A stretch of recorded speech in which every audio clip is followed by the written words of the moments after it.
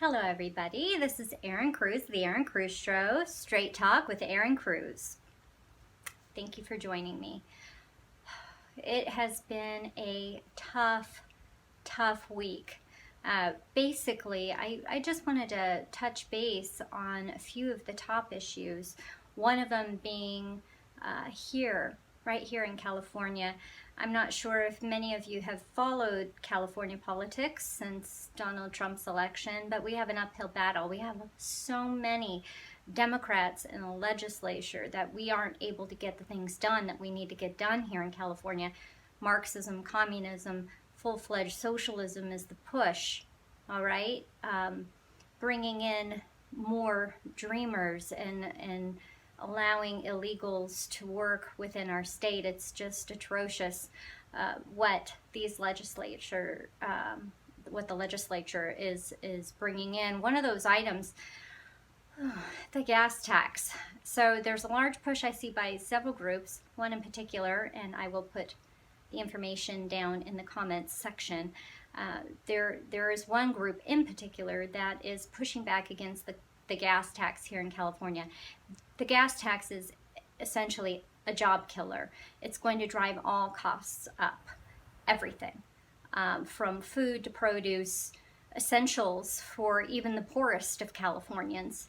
And that's not to mention others who buy our goods from out of state. It's a job killer, it's a family killer, and it's taking food off of our families' tables.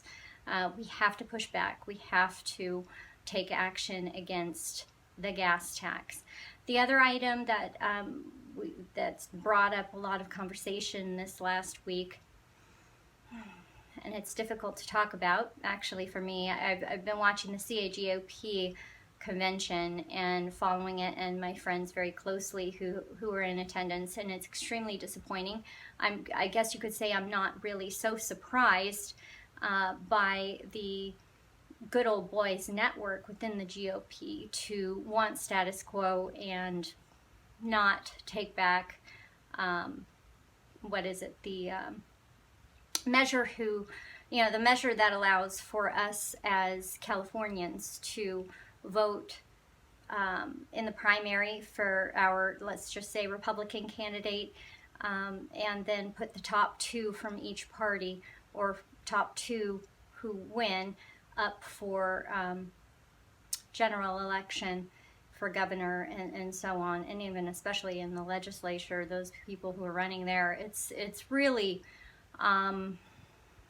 it's been a killer for us here in California. And so I believe that's Proposition 14, and I believe that they're really not going to do a thing about it. And I'm glad to see some of the mainstream Republicans pushing back against that law that was passed that left us with Kamala Harris, one of the most, I'd say, socialistic and progressive leaning Democrats of our time. Nobody knows her from anywhere, and she comes out of nowhere, and then she starts lecturing in one of our hearings, one of our most predominant heads of our leadership, which would be Jeff Sessions, in the hearings, the FBI hearings and the DOJ and whatnot. She's atrocious. But that whole ordeal has brought her to our state and our nation as one of the leaders. And so we have to do away with that that movement, that push to allow regular people who vote GOP or vote Republican or vote conservative the voice that they deserve. There should be more than one option on the ballot, not just the top two go up head to head. It leaves Californians at large with only two options that are both Democrat. I mean, I guess it wouldn't be so bad if we didn't have so much of a Democrat state, right? But unfortunately, this is leaving us with yet a bigger cesspool in our wake, and there isn't much way to get out except for to push back against the madness, which is up in Sacramento. And that brings us to another conversation, which would be there is a push to recall certain individuals within our legislature, and I'm hoping that all of you are on board with helping to recall as many Democrat, progressive, illegal, law-breaking communists who are in office up there as possible. These individuals are basically passing laws that are unlawful, that are against our Constitution, that violate our rights as citizens, and in fact, those who are forcing us to pay for college tuition for illegals, it's just it's just wrong. And what they are doing, the laws they are passing, are not lawful, and they must be stopped. And the only way to do that, legally at least, at our current state, would be to do massive recalls. And then, of course, when the vote comes up, to vote all of these people out of office, and to encourage your family members who are conservative, who care about California, to also get educated, provide them with information and materials about candidates, and encourage them to vote. If we aren't out there voting and we aren't out there being a voice, we're going to continue to lose California to the liberals, to the illegals, to the dreamers. We can't let that happen. We have an obligation and a responsibility to make and take action. Yes. So hopefully, I'll go ahead and I'll leave that information also in the comment section on where you can get the most up-to-date voter guides for your region. And of course, this is based on the GOP, and I am a bit concerned with the leanings of the GOP from what I'm hearing on Sunday's session up at the CAGOP conference. I had hope. I had great hope with Bannon showing up and some other individuals showing up that there would be a bit more momentum towards allowing opportunity for freedom, respect and rule of law. Unfortunately, big money is talking, and the good old boys are listening. And it's the same old, that seat's not worth it. We can't win that seat. We're not going to put the money there. Look, I'm going to tell you what, and I've said this to several people online today, and I'm hoping they're listening. Okay, I'll tell you what. The people will provide the money if they see that you're going to take action and do something to change the situation that we're in. They're not going to give money to empty words and open-ended promises. They're not. One of these good examples is my friend Omar Navarro. Okay, he's running for Maxine Waters' seat. I've supported him from the very, very beginning of his run. He was sitting in a seat doing some things for an elected position, and he decided, no, I really feel that I'm led to run for Congress. And I just watch. Now, I don't agree with Omar on everything. He and I, over the last several years, had disagreed on several things. But the one thing I do agree with him on is that Maxine Waters needs to be unseated. We need a good, solid person in there that's going to listen to the people and to make actionable change, to restore order, to provide opportunity with good legislation and regulation or deregulation, whichever is needed, to provide the people with more opportunity to do what they need to do in their communities to better themselves. And I believe that he will help government get out of the way and let Americans take care of what they need to take care of, lifting her district, which will no longer be her district. It's the people's district, really, out from a place that has been struggling out for years, literally decades. Okay, and I believe in him, but I saw him go to the CAGOP convention. I was glad to see him there, but from the very beginning, the GOP has been against any seat that was empty money, that they were going to lose on. Well, the people won't mind supporting candidates who are going to enact actionable change, okay? They will support it. And we've seen this with Omar Navarro. We've seen this with Donald Trump. Donald Trump didn't get there because Hillary did this or Hillary didn't do that or yada yada. No, Donald Trump got there because he ran on a ticket of saying, look, things need to change. Perspectives need to change. Government needs to get out of the way. Business needs to be taken care of. We have to take action. The republic is at risk. And the people heard, the people saw, and the people did. They took action. And there he is. He's been voted in. Okay? And so in that same note, that's what's going to happen with Omar Navarro. Hopefully there will be other seats that are full, you know, the same way, locally and otherwise. But this, watching the CAGOP follow the same path it's followed, okay?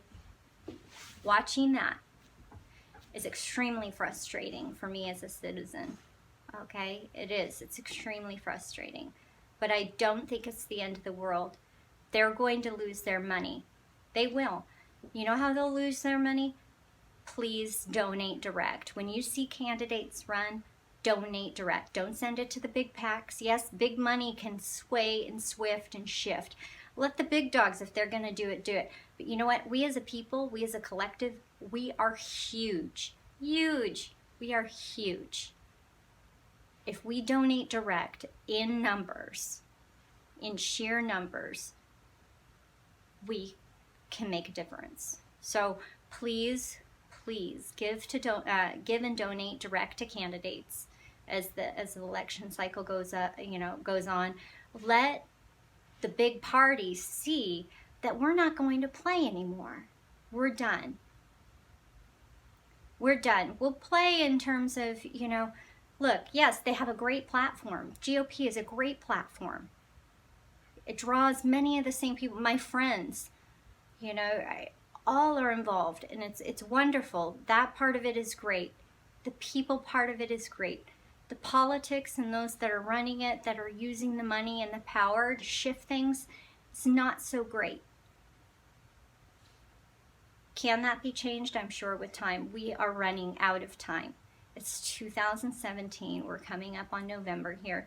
We're going to be coming up 2018 in no time, and 2020 in a zip. Okay? So please, if you're going to donate directly. Okay? The other thing I want to mention is I couldn't be more proud of Donald Trump providing Medal of Honor to our Vietnam veteran. I can't even express to you how long it's been since we've really seen a president take the position of country service seriously. It's refreshing, and I want to thank Donald Trump for leading us on the right path. You can call it nationalism if you want, but to a place of prosperity where being an American citizen means something. Being a U.S. citizen means something. It has value. It has purpose. America first, citizens first, has a meaning.